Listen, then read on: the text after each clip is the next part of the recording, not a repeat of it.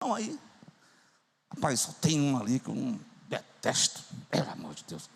Aquele homem só tem uma mensagem dura. Esqueci até o nome dele agora. Micaías. Chama o homem para ver o que ele tem para dizer. Lá veio o Micaías. E o Micaías entregou a mensagem, ele não gostou não. Ele disse: olha, joga esse rapaz lá na cadeia, come pão e água.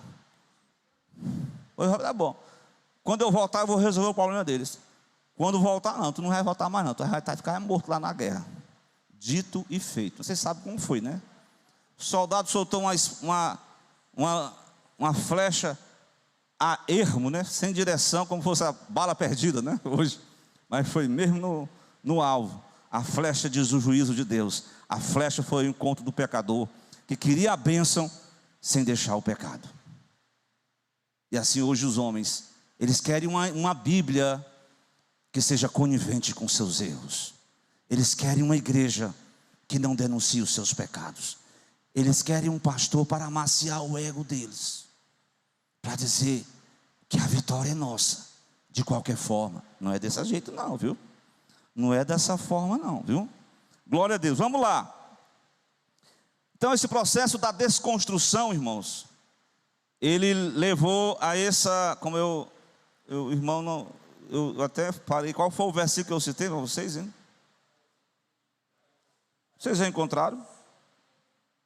Ai daqueles que faz da luz as trevas, das trevas a luz, ao amargo. É tipo eles começam a desvirtuar. E é assim que acontece hoje. Isaías enfrentou essa consequência de um mundo totalmente diferente, habituado ao pecado, e mesmo sendo religioso e dizendo o tempo do Senhor e clamando por Deus, mas em compensação nada com Deus. Mas enfim, aí nós temos essa forma de pensamento, e nós vamos ver o relativismo ético-moral da sociedade moderna. Então hoje as pessoas dizem assim, né, a filosofia moderna: olha, você não pode, o que para você pode ser certo, para o outro o que para você é errado, para o outro pode ser certo. Está entendendo? Eu ouvi até um comentário, viu? Deixa eu falar isso aqui, né? Meu Deus do céu. Tem uns irmãos que não vão gostar não. Eu sei que tem uns hinos, né, que a gente gosta, canta, né?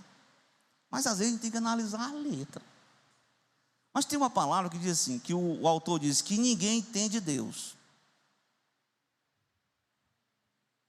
Ninguém entende Deus?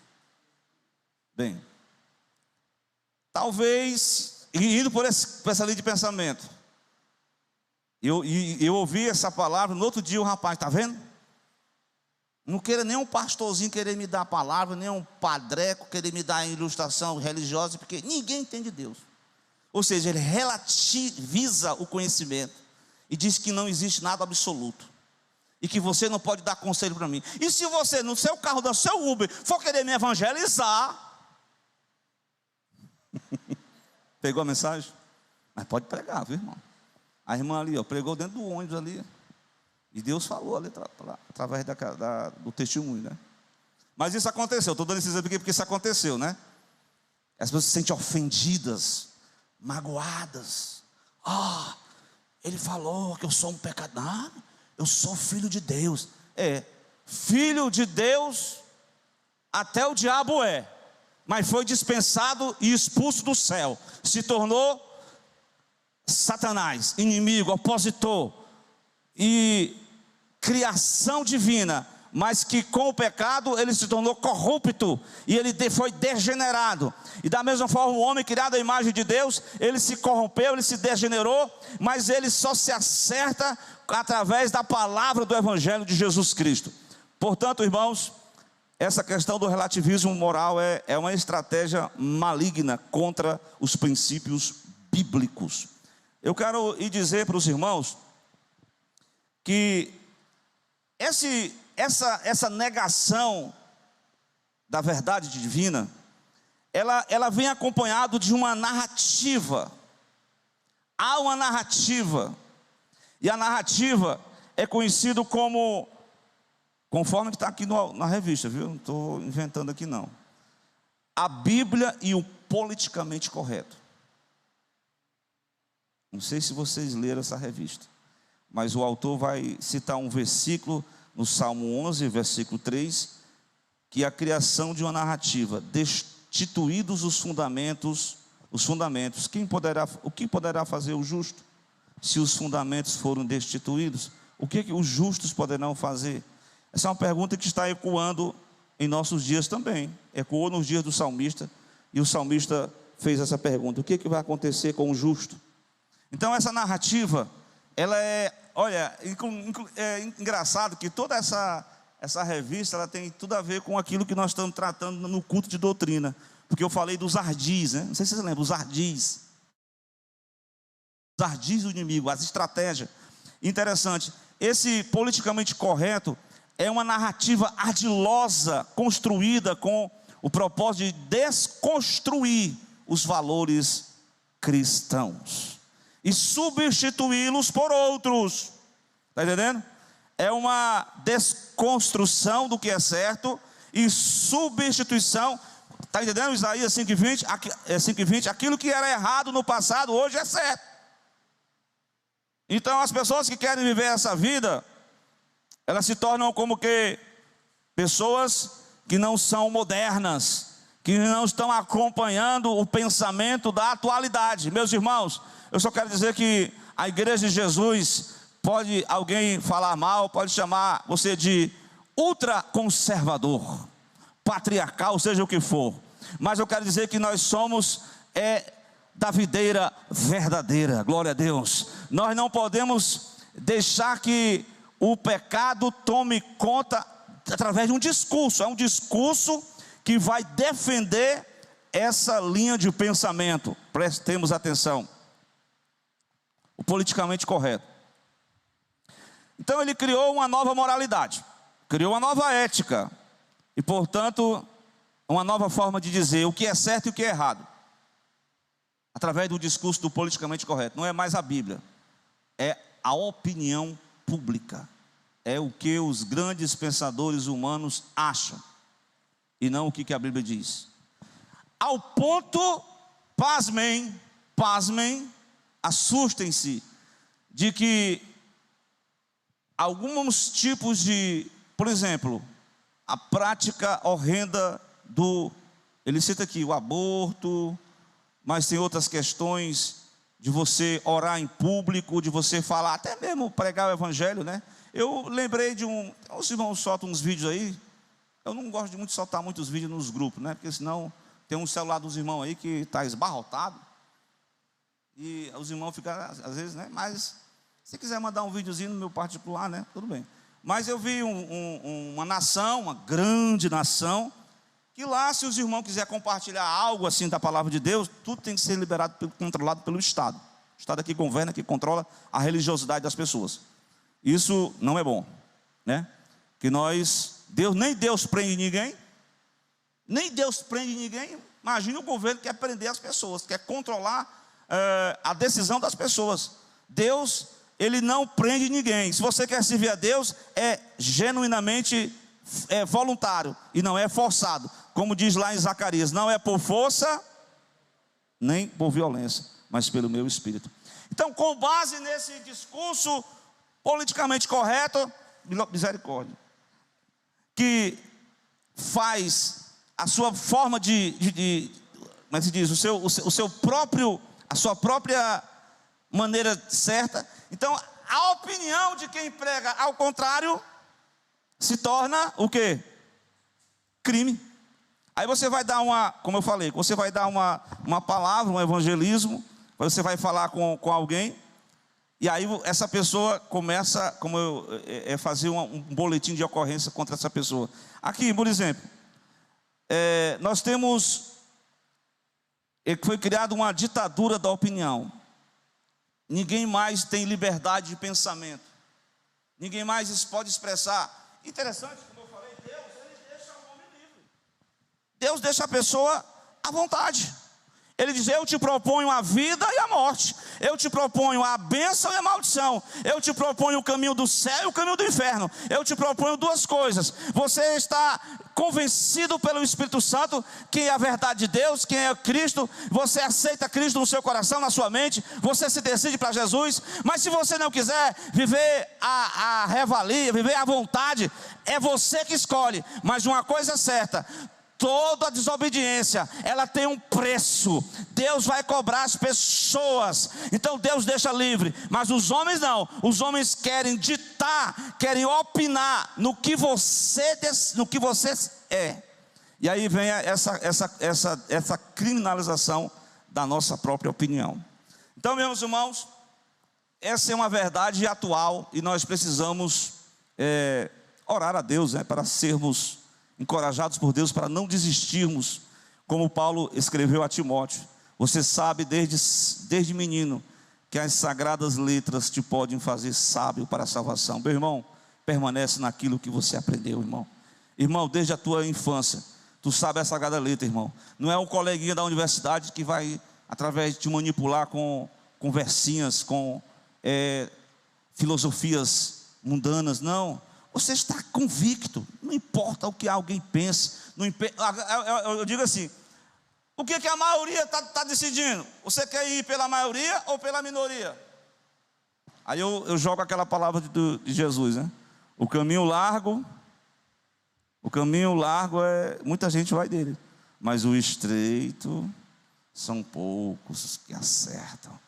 Que nós possamos continuar, como diz o apóstolo Paulo, nas sagradas escrituras. Mas, meus irmãos, para a gente concluir, né? Eu sei que o tempo hoje... Mas, enfim, o terceiro ponto aqui dessa mensagem: primeiro, nós mostramos um mundo que está em constantes mudanças. Então, eles criaram sua própria pregação. É uma forma de pregação. Por exemplo, eu lembro que eu fiz um curso na época, ali no centro, né? Toda a aula o professor falava contra Deus, falava mal da fé dos pastores, falava mal da igreja. Meu Deus do céu. E aí aconteceu o seguinte: a sala de aula, irmãos, os irmãos vão concordar, a sala de aula, a pessoa tem um conteúdo programático para dar, não tem não? Tem não? Mas a pessoa tem que atacar o pessoal da igreja, a palavra de Deus. Então, está na hora de nós, a gente abrir os nossos olhos para essa realidade, né? Porque o mundo está caminhando conforme esse discurso do politicamente correto. Então, outro evangelho foi formatado. Esse evangelho, meus irmãos, que foi formatado, ele tem uma nova metodologia. Glória a Deus. Nessa nova metodologia, a chamada, falar aqui da interpretação, né, da hermenêutica, que os teólogos utilizam, ele se tornou algo que não é mais, tem uma regra de ouro da interpretação, que diz que a Bíblia interpreta a própria Bíblia. Você não precisa ler, claro que você tem que ter um livro de apoio, mas a Bíblia interpreta a própria Bíblia, tá certo? Mas a questão é que cada um, dentro desse cenário, ele criou sua própria verdade, ele nega o absoluto, tudo é relativo, cada um pensa sobre Deus, cada um vive a sua maneira, cada um vive do seu jeito, e a pessoa vai sendo conduzida por essa estratégia. Aí vai surgindo novas teologias. Exemplo disso: hoje você vai pregar, mas não precisa pregar, dizer que o pecador é assim, é assado, não. Vamos pregar só social. O evangelho evangelho social. Outra coisa, surgiu uma nova teologia hoje, que vocês devem conhecer, a teologia inclusiva. Você sabe o que é isso, não sabe? Meu Deus é amor. Venha como estás. Ele inclui todos. Realmente isso é uma verdade. Não é não? Só que é uma verdade que tem que ser assim, ó, ele recebe do jeito que você estiver, mas quando você vem a ele, eis que tudo se faz novo, eis que você vai ser uma nova criatura, e aquilo que você era dominado, você não vai ser mais dominado. Então essa teologia inclusiva é como se o pecador que está numa determinada, como eu posso dizer assim, um comportamento, ele não quer deixar aquele comportamento, ele quer conviver com aquele comportamento, e ao mesmo tempo ele quer louvar, ele quer participar da igreja, ele quer se batizar nas águas, ele quer se tornar um crente evangélico gospel, mas ele não quer deixar aquele comportamento, ele não acha pecaminoso, ele acha algo normal. É uma nova configuração da família atual. Isso é normal. Bem, essa é a visão. Essa teologia foi forjada nisso. Uma outra. Irmãos, a gente já vê, assim, a Bíblia, hoje nós temos uma religião de matiz africana. Você sabe qual é, né? Mário, religião de matiz africana. Sabe o que eu estou falando, né? Estão entendendo? Aí, meu irmão, hoje, daqui a pouco, está lá na sala de aula. Na sala de aula, presta atenção. A irmã, a professora lá, pega lá uns negócios lá, uns coisas lá. Irmão, aqui é cultura, irmão. E começa a fazer uma sessão lá de bater o tambor e os jovens dançando lá. Não, aqui é cultura. Mas se o irmão, eu vi uma irmã aí fazendo um culto lá no colégio dela, eu achei interessante, né? Sua filha, não foi? Mas foi uma conquista de Deus. Grupo de irmãos. Mas entenda, essa questão da doutrina do ecumenismo, as pessoas, todo mundo, olha, é tipo assim, ó, irmão, não importa onde você estiver, todos os caminhos levam a Deus. De qualquer jeito nós vamos chegar lá. Isso é verdade? Não, irmão. João 14,6 é bem definitivo lá. E o caminho é estreito e apertado. Eu não estou botando dificuldade, eu só estou dizendo que o evangelho de Jesus, ele não compactua com o ecumenismo. Ele não compactua com o evangelho social. Claro que tem a questão do social. Ele não compactua com essa questão do homoafetivo, essa nova configuração teológica. E hoje tem até alguns pastores, líderes cristãos evangélicos que estão flertando com essa nova teologia. Então os irmãos sabem que a situação do mundo hoje está indo dessa forma, né?